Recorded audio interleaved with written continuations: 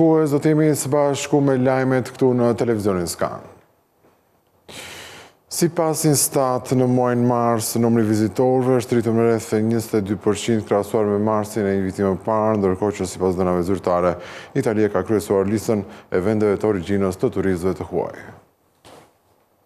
Turizmi në Shqipëri duket se po shënon bilance gjithnjë më pozitive, duke tërhequr një numër të madh vizitorësh nga vendet e rajonit, Europa dhe më gjerë. Sipas të dhënave të publikuara nga Instat, në muajin mars 2025, strukturat akomoduese shënuan një rritje të ndjeshme të vizitorëve dhe netëve të qëndrimit, krahasuar me të njëjtin muaj të vitit të kaluar. Numri total i vizitorëve në Shqipëri u rrit me 21.9%, duke çuar në 86.839 numrin e vizitorëve si rezident ashtu edhe jo rezident. Vizitorët rezident u rritën me 13.9%, ndërsa ata jo rezident me 27.3%. Sa i përket netëve të qëndrimit, të dhënat tregojnë një rritje totale prej 30.8%. Për këtë sezon, të dhënat tregojnë se turistët kanë preferuar zonat jo bregtetare dhe hotelet në afërsi të tyre, të cilat kanë shënuar një rritje prej 27.6%. Statistikat tregojnë se rajoni qendror ka pritur numrin më të madh të turistëve, me rreth 61.000 vizitor gjatë muajit shkurt, pasi renditet rajoni verior me rreth 13.000 vizitor, ndërsa rajoni jugor ka arritur në 11.000 vizitor gjatë këtij muaji, duke qenë më pak i frekuentuari.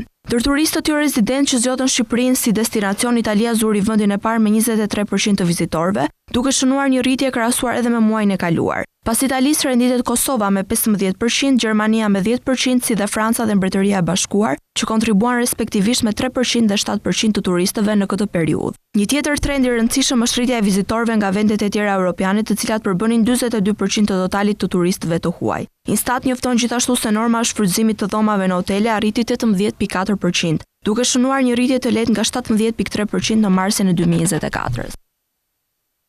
Tjetër edhe operatorët turistik të vendit e kanë rritur shpresën që të kenë më shumë vizitorë sa e takon këtij viti, ndërkohë që sipas tyre edhe takime ndërkombëtare janë një reklam mbështetëse për këtë sektor. Viti që lan pas rezultoi me 11.7 milion shtetas të huaj që vizituan Shqipërinë dhe 4.5 miliardë euro të ardhura nga sektori turizmit. Me muajin maj që po lihet mbrapa, vendi po përgatitet të mirëpres edhe më shumë turistë dhe të gjenerojë më shumë të ardhura se sezonet e kaluara.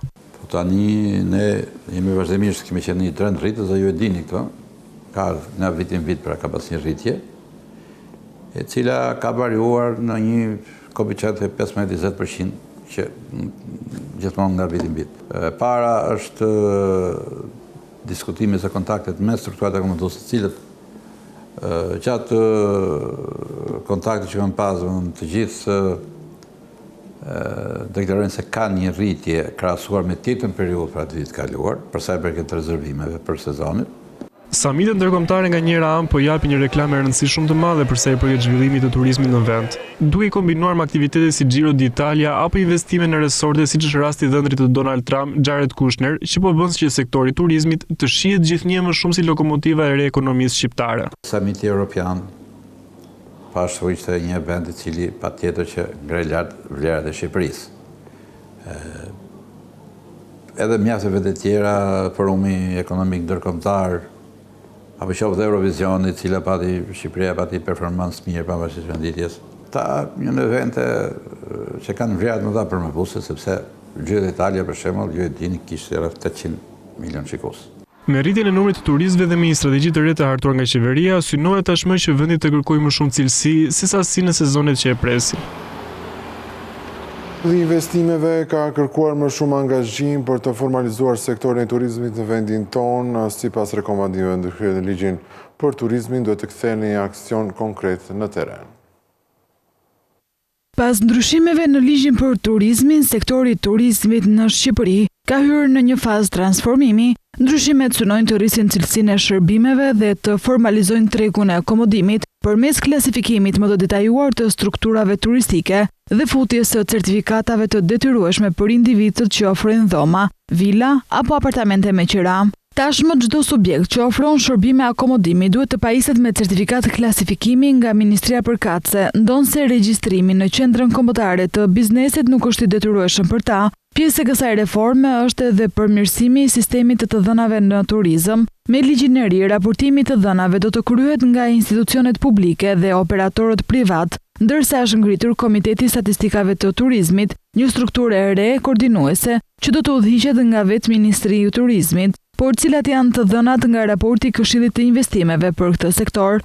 Rekomandimet e Këshillit të Investimeve theksojnë nevojën për standardizimin e cilësisë së shërbimit dhe strukturimin e statistikave të sektorit si bazë për politika më të sakta dhe konkurrencë të ndershme në treg. Nga këto masa pritet të përfitojnë mbi 20.000 biznese të sektorit të akomodimit, duke përmirësuar pozitat e tyre në tregun turistik. Turizmi zë tashmë një peshë të rëndësishme në ekonominë kombëtare, duke kontribuar me 17% në aktivitetin ekonomik, 8.5% në prodhimin e brendshëm bruto dhe duke përfshirë rreth 20% të fuqisë punëtore. Sektori përfaqëson rreth 15% të industrisë së shërbimeve në vend dhe tërheq mbi 7.5% të investimeve totale. Investim për 1.4 miliardë dolar është pjesët të cilit janë emrat më të njohur të turizmit global. Kjo është e ardhmja e resortit turistik që të ngrihet në ishtullin e Sazanit. Projekti për kthimin e ishullit të Sazanit në një vend ku do të pushtohen nga turistët nga Jared Kushner dhe ëndri presidentit të Shteteve të Bashkuara të Amerikës Donald Trump pritet të marrë formë. Në fjalimin e tij online në forumin ekonomik ndërkombëtar të titulluar Future Investment Initiative Europe, që u mbajt më datë 17 maj në Tiranë, Kushner foli për resortin turistik me vlerë 1.4 miliard dolar. E vetmja që e di me siguri është vetja ime, gruaja dhe familja ime. Pra, po e dizenjojmë këtë vend në mënyrë që të jetë një vend ku ne do të donim të kalonim verën. Dhe sa herë ua tregoj miqve tan, ata më thonë, duam dhe ne një vend aty pranë. Po tërheqim disa nga markat më të njohura në botë që duan të bëhen pjesë e kësaj. Dhe mendoj se do të jetë jashtëzakonshme. Pra, po e dizenjojmë si vendi ku ne vetë do të donim të kalonim verën dhe nëse realizojmë mirë, besoj se edhe vetë shumë familje të tjera do të duan të kenë një shtëpi aty ose të vizitojnë shpesh. I pyetur Kushner tregoi se si lindi ideja për të marrë një iniciativë të tillë për të investuar në sektorin e turizmit në Shqipëri. Kur isha në sektorin e pasurive të paluajtshme, gjithmonë më tërhiqnin tregjet që ishin të nënvlerësuara, por kishin të gjitha elementet e duhura. Në New York kisha parë se të bëhej shumë i njohur, në Brooklyn parë se të bëhej trend dhe në New Jersey parë se të bëhej interesant. Të gjitha këto kishin të njëjtën gjë me Shqipërinë. Themeli i duhur, por njerëzit nuk e kuptonin ende. Dihesha sigur ishin 10 vjet përpara trendit, po ashtu përmaza sa shkalla mundësive dhe elementi qeveritar që ndihmon zhvillimin. Kemi pasur shumë sukses në Europë. Nuk kemi bërë shumë, por kemi investuar në një kompani në Gjermani që tani ka dyfishuar vlerën. Në të tjera, gjatë fjalës së tij Kushner tregoi se ajo çfarë bën të veçantë zonën ku do ndërtohet resorti është pikërisht natyra, dhe për këtë arsye ai thotë se ka angazhuar inxhinierët më të mirë në Europë për programet e duhura për ruajtjen e mjedisit. Drejtori i politikës monetare pranë Bankës së Shqipërisë Erald Themeli thotë se efekti i kursit të këmbimit mbajti nën kontroll inflacionin në vendin tonë dhe nuk do të jetë aq i madh sa i takon vitit 2025. Sipas parashikimeve, deri në fund të këtij viti kursi i këmbimit nuk do të jetë aq i fortë sa në 2024, pra lëvizjet e kursit do të jenë më të buta. Euro nuk do të zhvlerësohet aq shumë kundrejt lekut sa në vitin që lan pas. Kështu është shprehur Erald Themeli, drejtori i politikës monetare në Bankën e Shqipërisë, teksa theksoi se efekti i kursit të këmbimit në mbajtjen nën kontroll të inflacionit nuk do të jetë aq i madh këtë vit. Theksoi që gjatë vitit 2024 ne kemi pasur një nivel inflacioni lehtësisht në objektivin e Bankës Qendrore, pra niveli mesatar ka qenë 2.2%, dhe në një masë të madhe kjo lidhet me themi efektin frenues që ka sjellë forcimi i kursit, i shpejtë i kursit të këmbimit gjatë vitit 2024. Për vitin 2025, e në vazhdim, parsisht problematikave që ka parashikimi i kursit këmbimit, ne presim një ecuri më të balancuar të këtij treguesi në raport me zhvillimet që janë vënë re 2 vitet e fundit, që do të thotë që edhe efekti frenues në inflacion që kemi pasur në vitin 2023 dhe 2024 nuk do të jetë më kaq i fortë në të ardhmen. Ekonomia shqiptare vijon të ketë trende pozitive zhvillimi, të shfaqura në drejtim të rritjes ekonomike, por edhe në drejtim të inflacionit të ulët dhe nën kontroll, nivelin e ulët dhe në rënien të borxhit publik si dhe treguesit në përmirësim të tregut të punës. Ritmi i rritjes ekonomike për vitin 2024 qëndroi në nivelin 4%, i ushqyer në një masë të madhe nga zgjerimi i konsumit familjar dhe investimeve të përgjithshme në ekonomi, përfshi sektorin publik dhe sektorin privat, që më vën të theksoj që kjo zgjerim i kërkesës të brendshme pasqyron si bilancet të shëndosha financiare të ekonomisë shqiptare, ashtu edhe kushtet e favorshme të financimit, që do të thotë niveli i normave të interesit dhe kushtet e përgjithshme të kreditimit kanë favorizuar një rritje të shpejtë të kredisë, e cila ka mbështetur zgjerimin e konsumit dhe të investimeve. Themeli u shpreh gjithashtu se konteksti global vijon të shfaq pasiguritë të larta që vijnë nga tensionet gjeopolitike, por gjithashtu edhe nga lufta tregtare dhe planet për vendosjen e tarifave në nivele të ndryshme ndërmjet bllokeve konkurrente gjeopolitike, gjë që do të ishte një goditje negative për ekonominë shqiptare. Nëse këto goditje do të materializohen, ato do të pasqyrojnë qëndrimin e politikës monetare. Për gjatë muajit prill të këtij viti, eksportet kanë rënë sërish duke rikthyer shifra negative, ndërsa importet kanë shënuar një rritje të lehtë. Megjithatë, në totalin e 4 mujorit, bilanci tregtar është në përmirësim.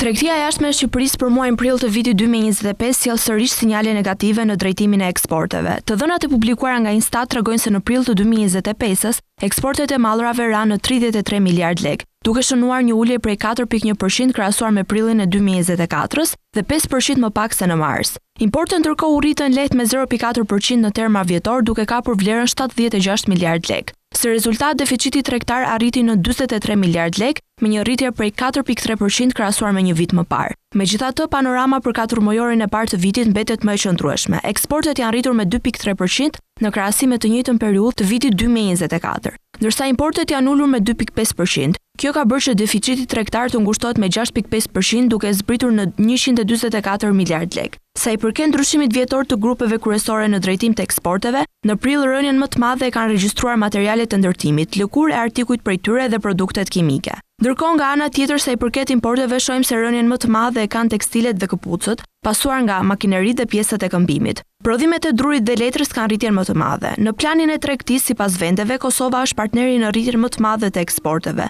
me një rritje mbreslënse prej 87.1% në prill dhe 81% në 4 mujor. Pastaj renditen Greqia dhe Gjermania. Në të kundërt, eksportet drejt Italisë, Spanjës dhe Kinës kanë pësuar rënje të ndjeshme. Italia mbetet partneri kryesor tregtar me 25.8% të shkëmbimeve në prill, ndjekur nga Kina me 8.9% dhe Turqia me 7.9%. Çmimet në Shqipëri për gjatë muajit prill të këtij viti u rritën më shumë se mesatarja e Bashkimit Evropian, ndërkohë që dhënat zyrtare tregojnë se rritja më e ndjeshme ka ardhur si rezultat i çmimit të argëtimit pijeve alkolike të shërbimeve, por edhe restoranteve. Indeksi harmonizuar i çmimeve të konsumit që mat rritjen e çmimeve sipas metodologjisë së Agjencisë Europiane të Statistikave në muajin prill të vitit 2025 regjistrohet në 2.6%, duke konstatuar kështu një normë të lartë krahasuar me marsin e po të njëjtit vit. Nga ana tjetër, inflacioni sipas Instat po për të njëjtën periudhë ishte 2.3%. Theksojmë se metodologjia e matjes është e njëjtë në të dy metodat, por diferencat mes këtyre dy matjeve vijnë si rezultat i peshës që jepet secilit grup të produkteve në llogaritjen e normës inflacionit. Të dhënat zyrtare tregojnë se inflacioni mesatar në Europë llogaritet në 2.4% dhe Shqipëria shihet e pozicionuar mbi këtë kufi për muajin prill, që do të thotë se aktualisht çmimet në vendin tonë janë më të larta se mesatarja europiane. Ndërkohë nga ana tjetër, vendet me numër më të lartë të çmimeve në Europë për gjatë prillit të këtij viti janë Rumania me 4.9%, Estonia me 4.4%, si dhe Hungaria e Serbia me 4.2% dhe 4.1% respektivisht. Nëse analizojmë rritjen e çmimeve sipas vendeve të rajonit, shifrat tregojnë se Shqipëria pozicionohet relativisht mirë krahasuar me disa nga fqinjtë në rajon, përfshirë edhe Kosovën, ku për muajin prill regjistron një normë të rritjes së çmimeve prej 3%. Ndërkohë, nëse flasim për ndryshimin vjetor të grupeve, shohim se rritja më e madhe e çmimeve prej 8.2% vëret në grupin argëtim dhe kulturë, pasuar nga grupet pije alkolike dhe duhan me 3.8%. Me rritje po ashtu vjet re dhe grupi hotele, kafene dhe restorante me 3.1%, nga ana tjetër çmimet e grupit transporti ulën me 1.7%. Korça dhe menjëherë pas saj, Vlora, Durrësi dhe Tirana janë përcaktuar si zonat ku përdorimi i gazit të lëngshëm natyror është me leverdi ekonomike, ndërkohë që sipas një studimi ai shërben si biznesit ashtu edhe konsumatorit familjar.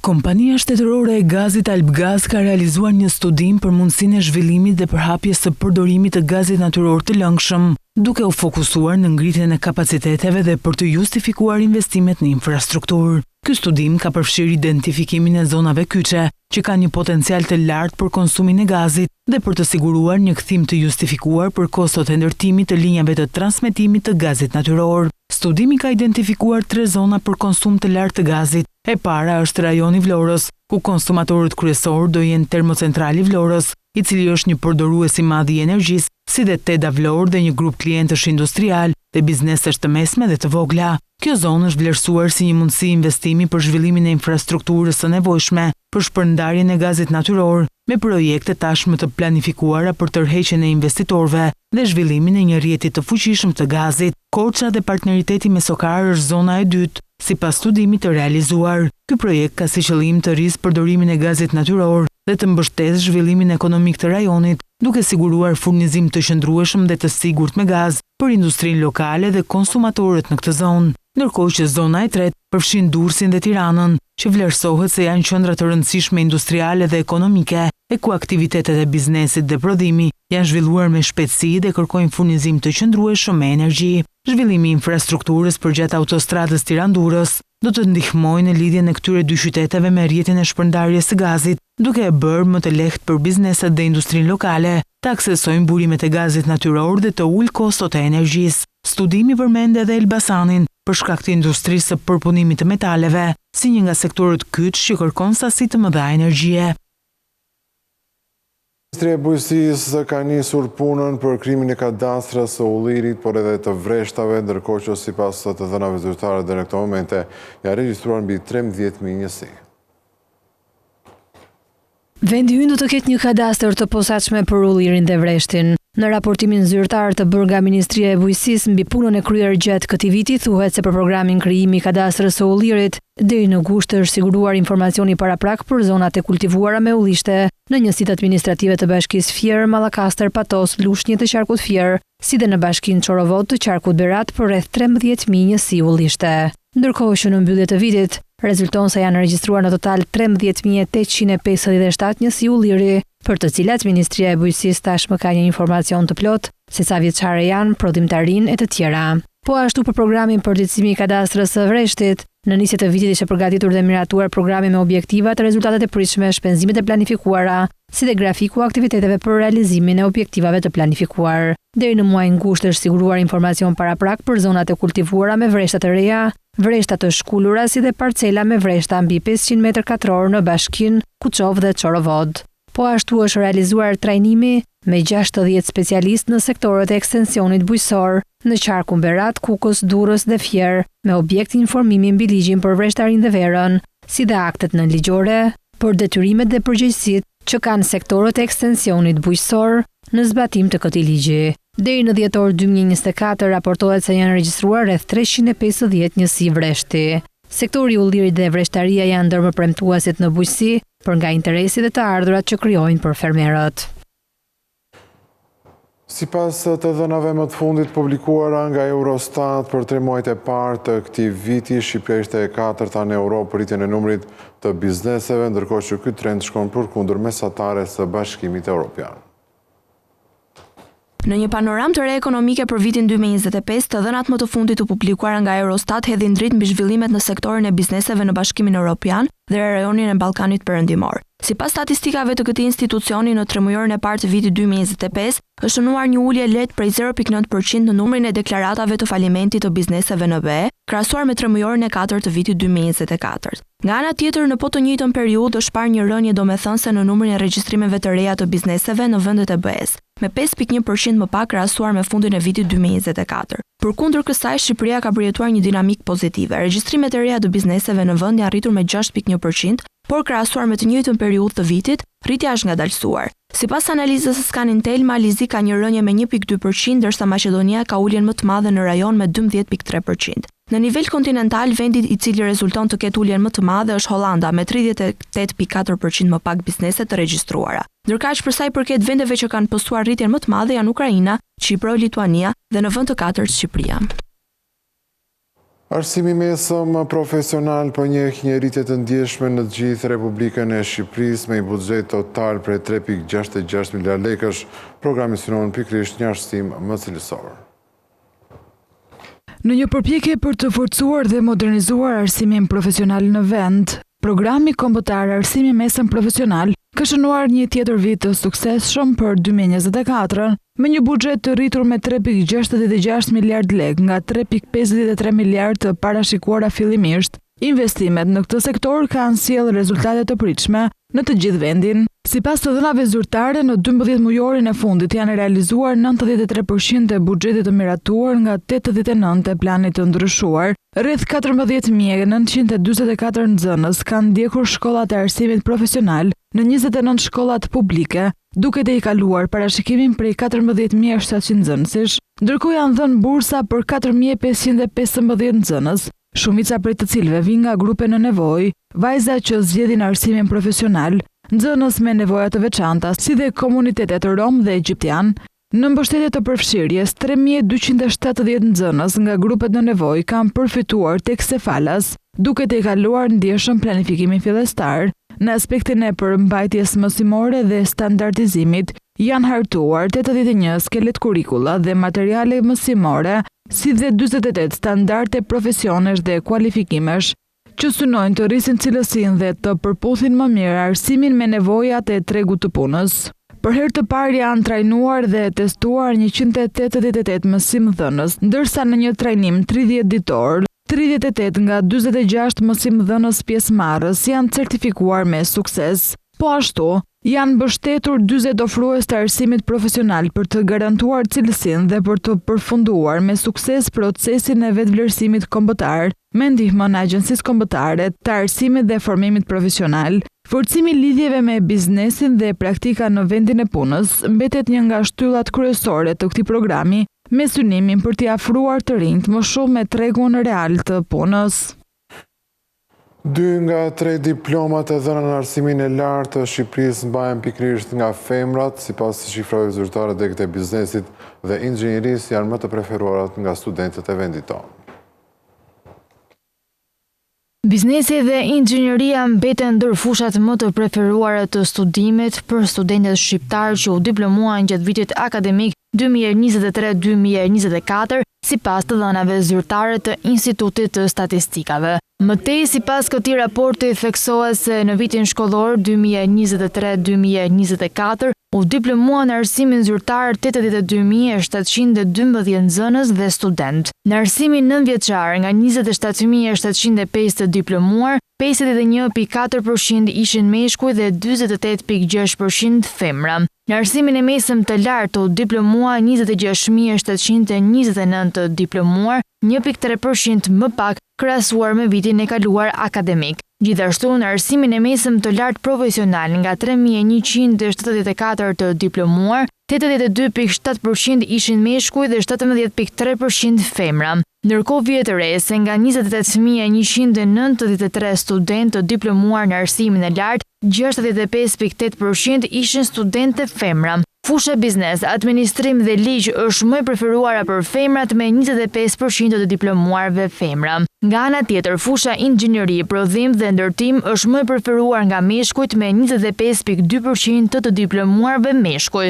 Sipas të dhënave zyrtare të Instat, në vitin akademik 2023-2024 u diplomuan në arsimin e lartë 28.193 studentë. Studentët e diplomuar në programet bachelor përbën 51.3% të studentëve të diplomuar gjithsej, ndjekur nga programet master me 43.1%. Në të gjitha programet arsimit të lartë në këtë vit akademik u diplomuan 18.555 studentë femra, ose 65.8% e numrit të përgjithshëm të studentëve të diplomuar në arsimin e lartë. Analiza për secilën fushë të studimeve tregon se femrat në krahasim me meshkujt janë diplomuar më shumë në shkenca sociale, gazetari dhe informacion 83%, ndjekur nga shkenca arsimi 81.7% dhe shëndet dhe mirëqenie 78.9%. Nga ana tjetër, fushat në të cilët janë diplomuar më shumë meshkujt në krahasim me femrat janë shërbime 67.3%, inxhinieri, prodhim dhe ndërtim 63.1% dhe teknologji e informacionit dhe komunikim me 56.2%. Zbatimi i rjetit 5G duhet shoqërohet me sër investimesh në teknologji të reja nga operatorët celular në vendin tonë, ndërkohë që sipas AKEP po punojnë për shtimin e antenave të reja nga kompanitë celulare. Aktualisht, kompanitë celulare po punojnë për shtimin e antenave të reja dhe rritjen e mbulimit me rrjet dhe shërbime 5G. Menjëherë pas marrjes së autorizimit në nëntor 2024, të dy operatorët celular filluan operimin e teknologjisë 5G me disa stacione ose antena, fillimisht në Bashkinë e Tiranës. Zbatimi I rrjetit 5G ka njësër kostosh për kompanitë celulare. Sipas raportit vjetor të Autoritetit të Komunikimeve Elektronike dhe Postare, AKEP, autorizimet individuale të lëshuara për dy operatorët celular në përdorimin e frekuencave 3400 deri në 3800 MHz shoqërohen me disa kushte, të cilat lidhen me investime në teknologji. Zbatimi I teknologjive të reja shoqërohet me investime për ndërtimin e stacioneve ose antenave të reja, investime në pajisjet e rrjetit qendror të operatorit celular, investime në rrjet fiks mbështetës të fibrave optike, investime në punimet civile të nevojshme, në mirëmbajtjen e këtij rrjeti e të tjera.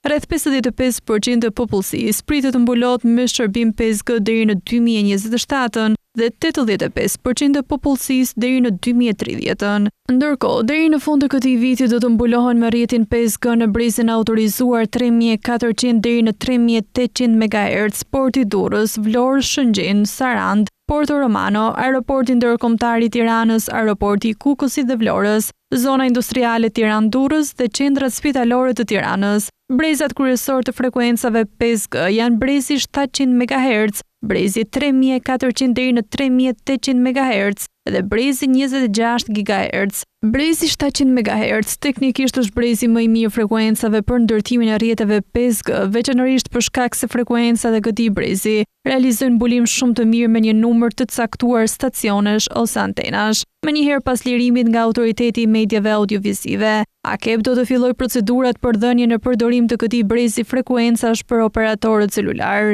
Për brezin 26 GHz, operatorët celular janë shprehur që nuk kanë interes për shkak të mbulimit të vogël që sigurojnë antenat e këtij brezi frekuencash dhe numrit të madh të antenave që nevojiten për të siguruar mbulimin e nevojshëm. Brezi 3400 deri në 3800 MHz teknikisht është brezi I preferuar për rrjete në zona urbane me dëndësi të lartë popullsie, por nuk është shumë I preferuar për zonat rurale apo malore, pasi karakteristikat teknike të valeve të këtij brezi janë të tilla që nuk ofrojnë mbulim shumë të madh territori.